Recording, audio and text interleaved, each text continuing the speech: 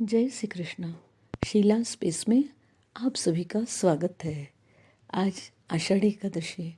दूर दूर से वारकरी लोग पंढरपुर में जाता है और पुंडरीक वरदे हरि विठ्ठल कहते हुए विठ्ठल रुक्माई का दर्शन पाते हैं और आनंद का अनुभव करते हैं। यही विठ्ठलनाथ उसके बाद भी पृथ्वी पर अवतरित हुए थे। क्या ये सब जानते हैं? तो आज सुनते हैं हम आज उनके बारे में। अपने पुष्टि धर्मीय आचार्य वल्लभाधीश महाप्रभु जी तीर्थ यात्रा करते हुए, भारत भ्रमण करते हुए पंढरपुर तक आ पहुँचे।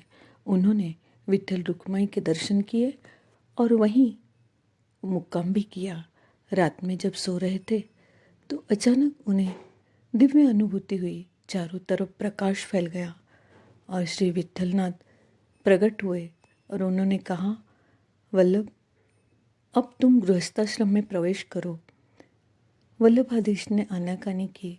उन्हें तो ब्रह्मचर्य जो लेना था, पर विठ्ठलनाथ जी ने उन्हें समझाया और कहा कि हम आपके घर पुत्र रूप में जन्म लेंगे।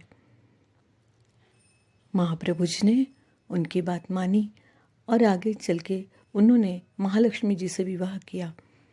उनके पहले बेटे हुए गोपीनाथ जी और उसके बाद चरणाट में उनके यहाँ श्री विठ्ठलनाथ जी प्रकट हुए। जन्म से ही उस बालक का दिव्य चरित्र और फैला हुआ तेज देखकर उसका नाम विठ्ठलनाथ रखा गया। बचपन से ही बालक विठ्ठलनाथ बहुत ही प्रतिभाशाली थे। बचपन में वे अपने एक नन्हे से ठाकुर जी लेकर उसकी सेवा पूजा करते थे, भोग धराते थे।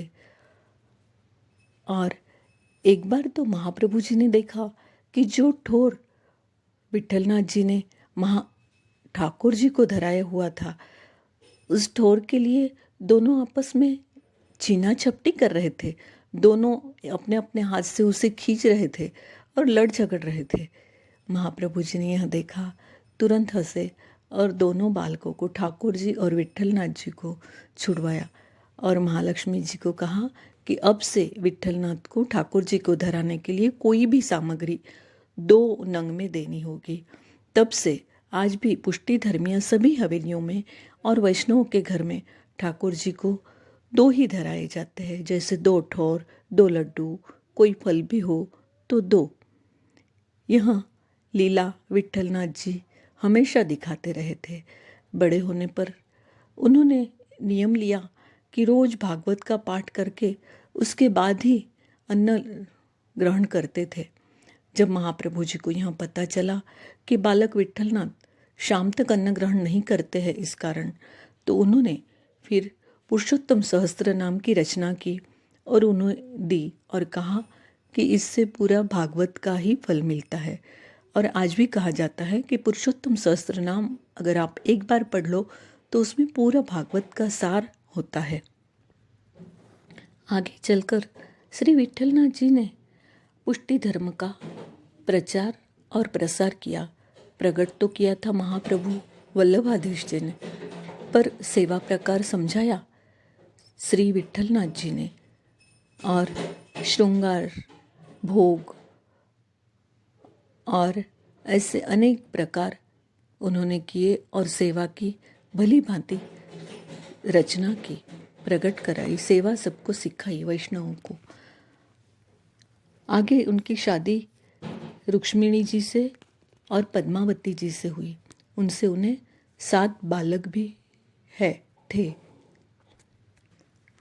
श्री ठाकुर जी की वे हमेशा वात्सल्य भाव से सेवा करते थे और ठाकुर जी भी एक बालक की भांति उनसे लड़ते, झगड़ते, रूठते, मनाते रहते थे। बात बात पर उन्हें परेशान करना ठाकुर जी को बहुत अच्छा लगता था और गुसाई जी, विठ्ठलनाथ जी भी बहुत प्रसन्न होते थे। वे उन्हें अपना बालक ही मानते थे और श्रीनाथ जी प्रभु उन्हें काका जी का संबोधन करते थे, उनके साथ बातें भी करते थे। उनके 7 बालकों की शादी हो गई थी, 7 बहुएं आ गई थी। एक बार की बात है, गोसाई जी विठ्ठलनाथ जी ने मनिहारी को बुलाया और कहा कि हमारी सभी बहुओं को चूड़ियाँ पहना दो। उन्होंने सबको चूड़ियाँ पहना दी और विट्ठलनाथ जी से आकर पैसे मांगे तो उन्होंने 7 बहुओं के पैसे दिए। मनिहारी ने कहा कि नहीं, मैंने आपके 8 बहुओं को चूड़ियाँ पहनाई है। पर 8वीं बहू कहाँ से आई? थोड़ी बात हुई, पर आखिर में गुसाई जी ने उसे पैसे दे दिए। पर उनकी समझ में ये गुत्थी नहीं आ रही थी कि 7 बहुएं हैं तो 8 बहुओं ने कैसे चूड़ी पहनी। यह सोचते सोचते वो रात में निंद्राधीन हो गए। तभी छम छमा छम पायल की आवाज़ आई और सामने राधा रानी प्रकट हुई और कुछ रोषयुक्त शब्दों में कहने लगी, क्यों काका जी, आप हमारी चूड़ियों के पैसे देने में क्यों आनाकानी कर रहे थे? जब ठाकुर जी आपके पुत्र है तो हम भी आपकी बहू ही है ना। गुसाई जी के ख्याल में तुरंत ये बात आ गई। वे बहुत प्रसन्न हो गए। यानी राधा जी भी उनसे बहू होने का मान रखती थी और ठाकुर जी तो उनके बेटे थे ही। जब 70 साल के हो गए तब उन्होंने जतिपुरा के एक गुफा में खुद को समाकर लीला पूर्ण कर दी। उस समय उनके 7 पुत्र वहीं पर मौजूद थे।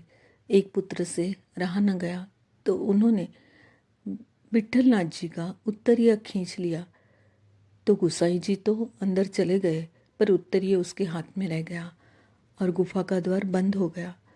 और अंदर से आवाज़ आई, उस उत्तरीय को ले जाकर आप हमारे उत्तर क्रिया पूर्ण कीजिए और पुष्टि धर्म का काम, प्रचार प्रसार आदि शुरू रखिए।